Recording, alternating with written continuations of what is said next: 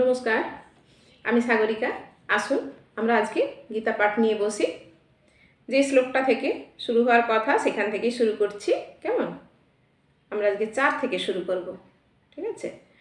সেই সমস্ত সেনাদের মধ্যে অনেকে ভীম অর্জুনের মতো বীর ধনুর্ধারী রয়েছেন এবং যুযুধান, বিরাট, দ্রুপদের মতো মহাযোদ্ধা রয়েছেন। যে সেখানে ধৃষ্টকেতু, চেকিতন, কাশীরাজ, পুরুজিৎ, কুন্তিভোজ, শৈব্যের মতো অত্যন্ত বলবান যোদ্ধারাও রয়েছেন।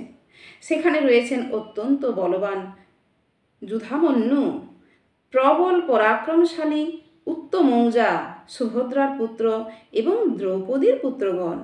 এই সব যোদ্ধারা সকলেই এক একজন মহারথী। এখানে বহু যোদ্ধাদের কথা বলা হয়েছে। নামগুলো: যদিও দ্রোণাচার্যের অসীম শৌর্য, বীর্য এবং সামরিক কলাকৌশলের কাছে ধৃষ্টদ্যুম্ন ছিলেন এক অতি নগণ্য প্রতিবন্ধক এবং তার ভয়ে ভীত হবার কোনো কারণই ছিল না দ্রোণাচার্যের পক্ষে। দ্রোণাচার্য তো গুরু, তার কাছে তার অন্যান্য শিষ্যেরা সামনে, তার কোনো ভীত হওয়ার কোনো কারণই ছিল না। দ্রোণাচার্যের পক্ষে কিন্তু ধৃষ্টদ্যুম্ন ছাড়াও পাণ্ডব পক্ষে অন্য অনেক রথী মহারথী ছিলেন, যারা সত্যি সত্যি ভয়ের কারণ হয়ে দাঁড়িয়েছিলেন। দুর্যোধনের পক্ষে সেই যুদ্ধ জয়ের পথে তারা ছিলেন এক একটি দূরতিক্রম্য প্রতিবন্ধকের মতো। এক একজন দিগ্বিজয়ী বীর, তাদের কাছে একটা দুর্যোধন ভয় পাচ্ছিলেন, কারণ তারা সকলেই ছিলেন ভীম অর্জুনের মতো ভয়ঙ্কর। তাদের বীরত্বের কথা দুর্যোধন ভালোভাবেই জানতেন। তাই তিনি অন্যান্য রথী মহারথীদেরও ভীম ও অর্জুনের সঙ্গে তুলনা করেছেন। ভীম এবং অর্জুনের সঙ্গে তুলনা করা হয়েছে। অন্যান্য রথী মহারথী অনেকেই রয়েছে, কিন্তু তবুও তার ভয়ের এই কারণটাই হচ্ছে এরা ভীষণ পারদর্শী। হে দ্বিজোত্তম, আমাদের পক্ষে যে সমস্ত বিশিষ্ট সেনাপতি সামরিক শক্তি পরিচালনার জন্য রয়েছেন, আপনার অবগতির জন্য আমি তাদের সম্বন্ধে বলছি। এখানে 8 নম্বর শ্লোকে কি বলা হয়েছে? সেখানে রয়েছেন আপনার মতোই ব্যক্তিত্বশালী ভীষ্ম, কর্ণ, কৃপা, অশ্বত্থামা, বিকর্ণ ও সোমদত্তের পুত্র ভূরিশ্রবা, যারা সর্বদা সংগ্রামে বিজয়ী হয়ে থাকেন। এর তাৎপর্যে কি বলা হয়েছে? পাণ্ডব পক্ষে রথী মহারথীদের বর্ণনা করবার পর দুর্যোধন তার সপক্ষে যে সমস্ত বীরেরা যোগদান করেছেন তাদের বর্ণনা করছেন। বিকর্ণ হচ্ছেন দুর্যোধনের ভাই, অশ্বত্থামা হচ্ছেন দ্রোণাচার্যের পুত্র এবং সৌমদত্তি বা ভূরিশ্রবা হচ্ছেন বাল্মীকের রাজার ছেলে।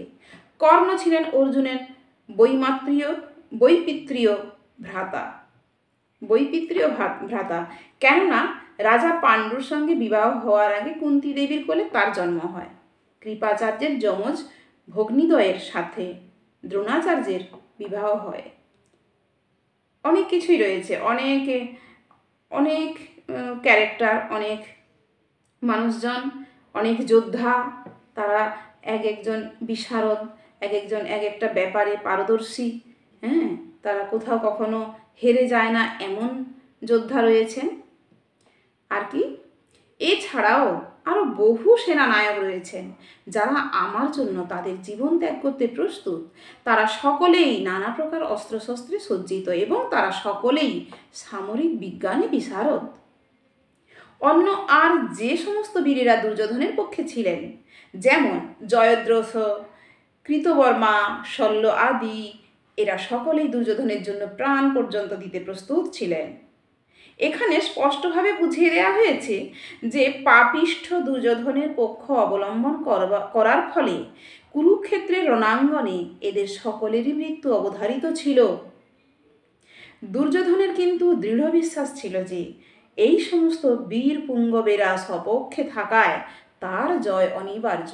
কেননা তার দুর্যোধন যতই পাপিষ্ঠ, যতই দুশ্চরিত্র, যতই অধার্মিক হোক না কেন, তার পক্ষে যুদ্ধে দাঁড়ানোর মতো করে কিন্তু বহু বীর বিক্রমে বহু বীর বীর মহানায়ক সেনানায়ক যারা ছিলেন তারা তার পক্ষে ছিলেন, কিন্তু এটাও ঠিক ছিল যে কুরুক্ষেত্রের রণাঙ্গনে এদের সকলেরই মৃত্যু অবধারিত ছিল। এরপরে কি বলেছে যে পরের শ্লোকে, আমাদের সৈন্যবল অপরিমিত এবং আমরা পিতামহ ভীষ্মের দ্বারা পূর্ণরূপে সুসজ্জিত, কিন্তু ভীমের দ্বারা সতর্কভাবে সুরক্ষিত পাণ্ডবদের শক্তি সীমিত। এখন আপনারা সকলে সেনা বহের মধ্যে প্রবেশ পথে নিজ নিজ গুরুত্বপূর্ণ স্থানে স্থিত হয়ে পিতামহ ভীষ্মকে সর্বতোভাবে সাহায্য প্রদান করুন।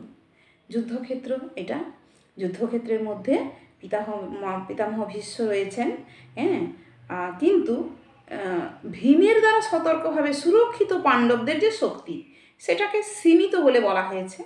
আর এদেরকে বহু বহু বড় বড় যোদ্ধা দিয়ে তারা সুসজ্জিত, এটা বলতে যায় দুর্যোধন বলছে। এখানে দুর্যোধন পাণ্ডব পক্ষ এবং কৌরব পক্ষের সামরিক শক্তির তুলনা করেছে। পিতামহ বীর শ্রেষ্ঠ ভীষ্মদেবের রক্ষণাবেক্ষণাধীন অমিত শক্তিশালী এক সৈন্যবাহিনী ছিল দুর্যোধনের সপক্ষে, অপরপক্ষে পাণ্ডবদের সৈন্যবাহিনী ছিল সীমিত এবং তার সেনাপতি ছিলেন ভীমসেন, যার শৌর্য বীর্য এবং সৈন্য পরিচালনার ক্ষমতা পিতামহ ভীষ্মদেবের তুলনায় ছিল নিতান্তই নগণ্য। পিতামহ ভীষ্ম যেভাবে সৈন্য সামন্ত পরিচালনা করতে পারবেন এবং যেভাবে তিনি পারদর্শী ছিলেন, যেভাবে বিচক্ষণ ছিলেন, যেভাবে তিনি তিনি তিনি দক্ষ ছিলেন, তার কাছে বলেছে যে ভীম যে সৈন্য সামন্ত সুসজ্জিত করেছে সেটা নিতান্তই নগণ্য। দুর্যোধন চিরকালই ভীমের প্রতি ঈর্ষান্বিত ছিল, কারণ সে জানত যে যদি তাকে কোনো দিন মরতে হয় তবে ভীমের হাতেই তার মৃত্যু হবে। কিন্তু ভীষ্মের মতো বিচক্ষণ ও দুর্ধর্ষ যোদ্ধা তার পক্ষের সেনাপতি থাকায় সে নিশ্চিতভাবে ধরে নিয়েছিল জয় তার হবেই। দুর্যোধনের প্রতিটি কথাতে বোঝা যাচ্ছে যুদ্ধ জয় সম্বন্ধে তার মনে কোনো সংশয় ছিল না। আচ্ছা, আমরা দেখছি যুদ্ধের প্রস্তুতি। ভীষ্মের শৌর্য বীর্যের প্রশংসা করার পরে দুর্যোধন বিবেচনা করে দেখল অন্যেরা মনে করতে পারে তাদের শৌর্য বীর্যের গুরুত্ব লাঘব করে হেয় করা হচ্ছে, তাই তারা স্বভাবসুলভ কূটনৈতিক চাতুরীর সাহায্যে সেই পরিস্থিতির ভারসাম্য বজায় রাখার জন্য সেই উপরোক্ত কথাগুলি বলেছিল। এভাবে সে মনে করিয়ে দিল যে ভীষ্মদেব যত বড় যোদ্ধাই হন তিনি বৃদ্ধ হয়ে পড়েছেন এবং সব দিক থেকে তাই ভীষ্মদেবকে তাদের সকলেরই রক্ষা করা উচিত। ভালো কথা, অন্যান্যদেরকে বোঝানো হচ্ছে যে যতই তিনি বড় যোদ্ধা হন কিন্তু তার তো বয়স হয়ে যাচ্ছে, বয়স হয়ে গেছে, তিনি বৃদ্ধ হয়ে পড়েছেন, তাকে সবাই তোমরা সজাগ থাকো, তাকে রক্ষা করতে হবে। তাই সব দিক থেকে তাই ভীষ্মদেবকে তাদের সকলেরই রক্ষা করা উচিত। যুদ্ধ করতে করতে যদি তিনি কোনো একদিকে এগিয়ে যান তাহলে শত্রুপক্ষ তার সুযোগ নিয়ে অন্য দিক থেকে আক্রমণ করতে পারে। তাই অন্য বীরপুঙ্গবেরা যাতে নিজ নিজ স্থানে অধিষ্ঠিত থেকে শত্রু সৈন্যকে ভেদ করতে না দেয় তার গুরুত্ব সম্বন্ধে দ্রোণাচার্যকে দুর্যোধন মনে করিয়ে দিয়েছিল।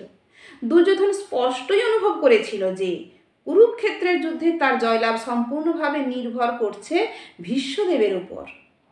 দুর্যোধনের দৃঢ় বিশ্বাস ছিল সেই যুদ্ধে ভীষ্মদেব এবং দ্রোণাচার্য তাকে সম্পূর্ণভাবে সহযোগিতা করবেন, কারণ সে আগেই দেখেছিল যখন হস্তিনাপুরের রাজসভায় সমস্ত রাজপুরুষের সামনে দ্রৌপদীর বস্ত্র হরণ করা হচ্ছিল তখন তাদের প্রতি অসহায় দ্রৌপদীর আকুল আবেদনে সাড়া দিয়ে তারা একটি কথাও বলেননি।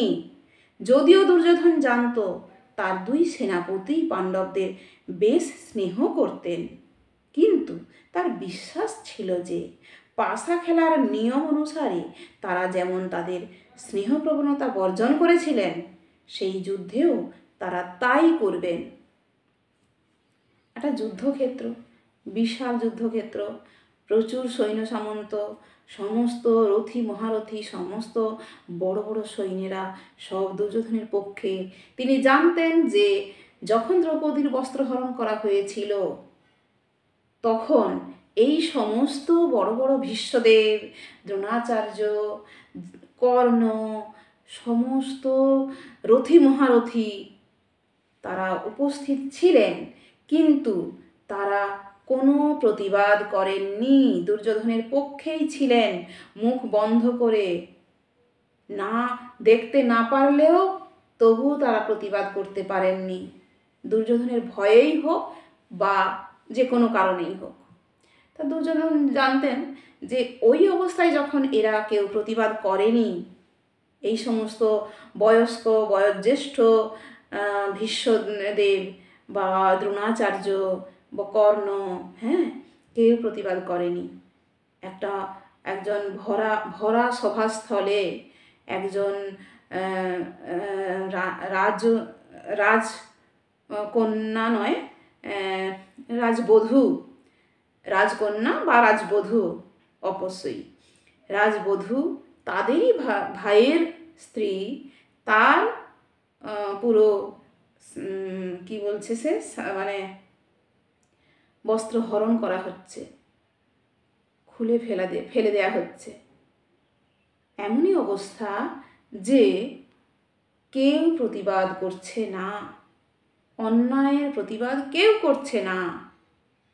কত বড় অন্যায়, কত বড় পাপ, কত বড় মানে মানে অসহায়তার সুযোগ নিয়ে কি একটা দুর্বিষহ কাণ্ড। তবুও তারা সবাই দুর্যোধনের পক্ষে থেকেছে। দুর্যোধন সেই জন্য মনে করেছে কি, পাশা খেলার নিয়ম অনুসারে সবাই মানে দুর্যোধনের পক্ষে থেকেছে, কেউ প্রতিবাদ করেনি। হ্যাঁ, ওই আকুল আবেদনে সাড়া দিয়ে তারা একটি কথাও বলেননি। অতএব তারা যতই মানে পাণ্ডবদের স্নেহ করুন না কেন, তার বিশ্বাস ছিল যে এই যুদ্ধেও তারা সেইভাবেই যুদ্ধ করবে। বোঝা গেল? তাহলে এই পর্যন্ত আজকে থাক। যুদ্ধ আমাদের শুরু হয়েছে, আমরা 12 শ্লোক থেকে পরের পর্বে শুরু করছি। আপনারা দেখুন, শুনুন, একটু একটু করে এগিয়ে যাই। পরের দিন আবার দেখা হচ্ছে। নমস্কার, সবাই ভালো থাকবেন। হরে কৃষ্ণ, হরি বল।